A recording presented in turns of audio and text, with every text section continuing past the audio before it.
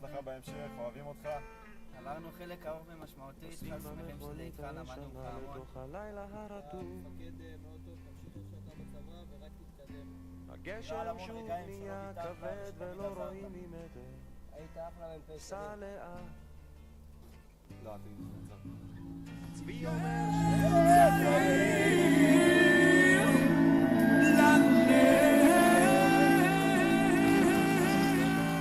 סלים, המ"פ הכי טוב בצה"ל, רוצים להגיד לך תודה על תקופה ארוכה ומדהימה ממחלקת השמונה, אוהבים אותך ושיהיה לך בהצלחה בהמשך.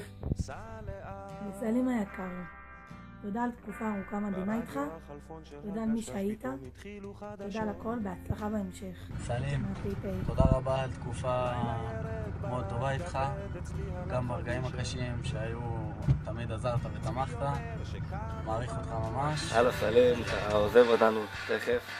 רוצה להודות לך על תקופה כיפית ונצח איתך בחפ"ק ועל שנה שאתה מפקד עליי בכבוד ובמקצועיות. שתצליח עם האישה, באיכות, בחיים. אוהבים אותך. תסלח. תודה רבה על כל שנתת במשך שנתיים ארוכות בפלוגה. סלים, אוהבים אותך, בהצלחה בהמשך. טוב, אז סלים יצא לי שירת ככה תקופה משמעותית תחתיך. מאוד נהניתי ללמוד ממך, מכל המקצועיות, מהאופי שלך, מהדמות שלך. מקווה שתשמור על קשר בהמשך, וזהו. לסלים היקר, רציתי להגיד לך ראשית, תודה רבה על השנתיים האחרונות שבהם אתה תומך, עוזר ונותן מעצמך למעני. זה התחיל לפני שנתיים, שהייתי ממוקף צעיר, הגעתי לפלוגה שלך, אימון המתקדם של מרץ 12, שם קיבלת אותי בחיבוק גדול, באהבה ובנתינה. מאז דרכנו שזורות זו בזו. לאורך כל השנתיים האחרונות, בכל בעיה שהייתה לי, כל דבר קטן שרציתי, תמיד היית למעני ולצידי. ידעת לחנוך אותי, לתת לי את המילה הנכונה, שתדע להכווין אותי במעלה הדרך. באמת אני אומר שלאורך כל התקופה, מאז שהכרתי אותך, היית לי, איך אומרים, מורי ורבי, הבן אדם שאני יודע תמיד להתייעץ איתו, יודע להכווין אותי בזמן הנכון ובמקום הנכון.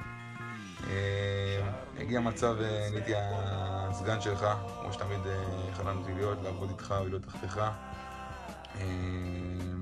אז כן, החלום הזה התגשם לי, ובאמת תודה רבה. אני בטוח שמכאן אתה תמשיך לעלות במעלה ההר, להגיע לפסגה, למקומות שתמיד חלמת עליהם ורצית להיות בהם.